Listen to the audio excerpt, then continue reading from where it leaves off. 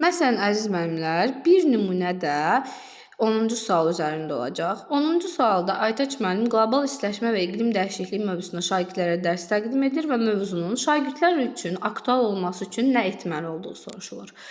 Əziz müəllimlər, bəzi müəllimlərimiz var ki, deyir ki, mən oxudum, taimi heç bir şey yenə bu cümləni işlədirəm, imtahanda düşmədi. Elə müəllimlər də deyir ki, oxumağa ehtiyac çoxdur, onsuz da hamısı məntiqdəndir.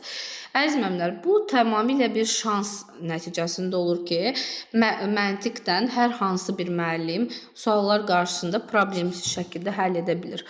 Amma o hansı ki müəllimlər var ki, onlar tamamilə mövzulara hakimdir və oradan situasiyada məntiqi çıxış əldə edə bilir. Bu sualda, məsələn, elə müəllim var ki, deyir ki, mən məntiqdə yazacağım da, qlobal istiləşməni, iqlim dəyişikliyini keçmişəm, uşaqlara maraqlı, aktual olsun deyə onu eləyə bilərəm ki, tutaq ki, deyə bilərəm ki, uşaqlar, gəlin variantlar üzərində çıxış edir. Məsələn, öz-özümüzə oxuyuruq imtahanda. Başqa ölkədən gələn ekspertlə şagirdlər tanış edib, həmin ekspertin mövzunu danışmasını şərt. Yaxşı, gəlin bunu məntiqdən oxumamısınız da, kitabda heç bir şeyi. Gəlin bunu da götürün də, məntiqdən hər hansı bir ölkədən götürə bilmirik axı. Biz bunu oxuyanda bilirəm ki, mən müəllim kimi uşaqlara necə mövzunu aktuallaşdıra bilərəm, necə uşaqları dərsə cəlb edə bilərəm. Məsələn, qlobal iqlim və iqlim dəyişikliyi mövzusunu mən uşaqlara keçmişəm, coğrafiya müəllimi kimi.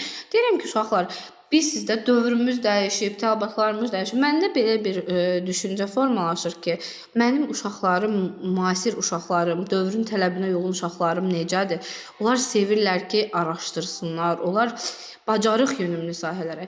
Yəni, biz kurikulumun başlanğıcından oxuduğumuz nəzəriyyəni tətbiq edirik bu sualdakı. Uşaqları bilik yönümlü yox, araşdırma yönümlü, problem həll etmə yönümlü deməli, yönləndirməliyik. Mən bu sualı oxuyanda birinci deyirəm ki, şagirdlər üçün aktual olması üçün istəyirəm ki, uşaqlar gedib özləri nəsə internetdən məlumatlar əldə edəsinlər, yaxud da ki, bir məlumat verə bilərəm. Deyirəm ki, uşaqlar, bax, buradan gedib araşdırasınız, çox maraqlı şəkildə dərsimizi quraq gələn dərs.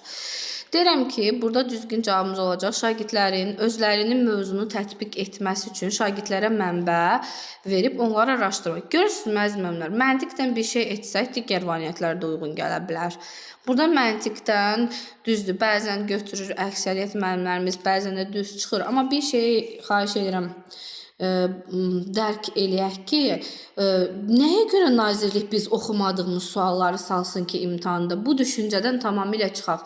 Kurikulum məntiqdir, kurikulum çox çətindir, kurikuluma oxuduğumuz heç bir şey düşmür. Müəllimlər, oxuduğumuz bir şey düşür. Sadəcə olaraq illərdir tətbiq olunduğuna görə son illərdə imtahana ən çox bilsiz nə düşür? Sən oxuduğundan necə çıxış edə bilirsən? Necə ki, biz uşaqlarımıza bacarıq yönümlü tapşırıqlar veririk. Burada da elədir. Bu sual üzərində biraz uzun-uzadı danışmamın səbəbi siz müəllimlərə motivasiya olmaqdır ki, yəni əslində oxuduğumuz, kurikulumda öyrəndiyimiz prinsiplərin, tələblərin tətbiqidir bu sualda. Öyrəndiyim prinsipdə nə oldu? Uşaqları araşdırma yönümlü, uşaqları bacarıq yönümlü sahələrə, çünki indiki uşaqların maraq və ehtiyaclarını nəzərə alaraq dərsi qurmam. Yəni, şagird yönümlü interaktiv dərslərdən söhbət gedir.